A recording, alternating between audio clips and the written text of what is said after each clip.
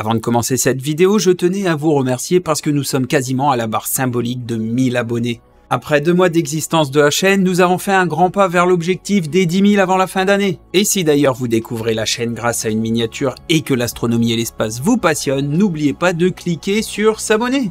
Vous serez aussi amené à retrouver des gens que vous connaissez déjà, comme Bruce dans le dernier épisode de la Lune par exemple. Donc n'oubliez pas de liker et c'est parti pour ce nouvel épisode et aujourd'hui on va parler technologie. Ça y est, le monstre de 120 mètres de haut a enfin réussi en grande partie son ascension vers l'espace. Bon alors oui, il y a encore quelques trucs à revoir, il faut l'admettre, mais ce troisième lancement qui a eu lieu le 14 mars nous a prouvé que SpaceX était capable de grandes choses.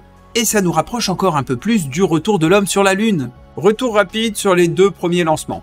Bon, là, clairement, l'essai du 20 avril 2023 est un échec et on compte en plus une destruction partielle du pas de tir liée au manque de déluge d'eau. Quelques secondes à peine après le décollage, les avaries sont rapportées, le moteur 19 ne répond plus, on voit même certains moteurs s'éteindre lors de la montée de la fusée. Il commence à partir en cacahuète dans tous les sens et le Starship ne se désolidarise pas du booster et quelques secondes plus tard, boum, énorme explosion.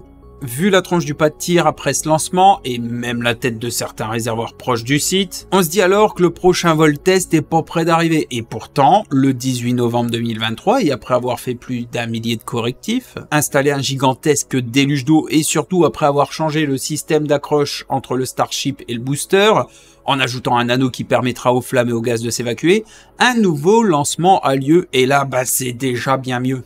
Les 33 Raptors s'allument et la fusée monte proprement dans le ciel de Boca Chica et 2 minutes 49 secondes après le décollage, le Starship se décroche du booster.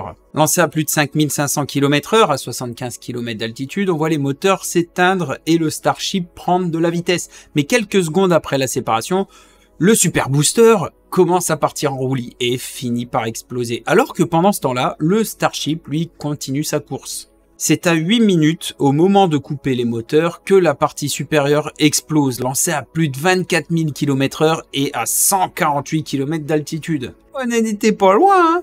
Une réussite et une évolution exceptionnelle par rapport au premier vol sans aucun doute possible, et même si celui-ci s'est également soldé par une explosion des 2 protos, une grosse quantité de données a pu être récoltée pour améliorer encore plus les prochains vols. Et d'ailleurs, le troisième qui a eu lieu le 14 mars l'a prouvé.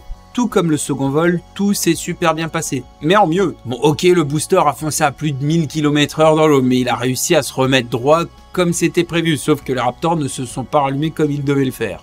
Mais pour une fois, ça y est, le Starship est dans l'espace et lancé à plus de 26 000 km/h, il arrive à plus de 220 km d'altitude. Une réussite donc sans précédent pour ce mastodonte spatial.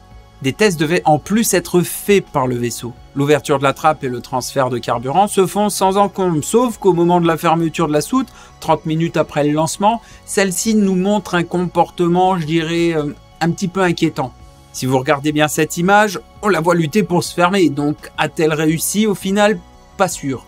Bon, par contre, ce vol nous aura offert des images spectaculaires et malgré une entrée dans l'atmosphère incontrôlable du ship, le visuel était juste stupéfiant. En voyant par exemple cet arc de plasma tout autour de la carlingue du vaisseau, on peut donc en déduire que sa résistance est au top, et cela malgré son roulis incontrôlable avant son entrée dans l'atmosphère.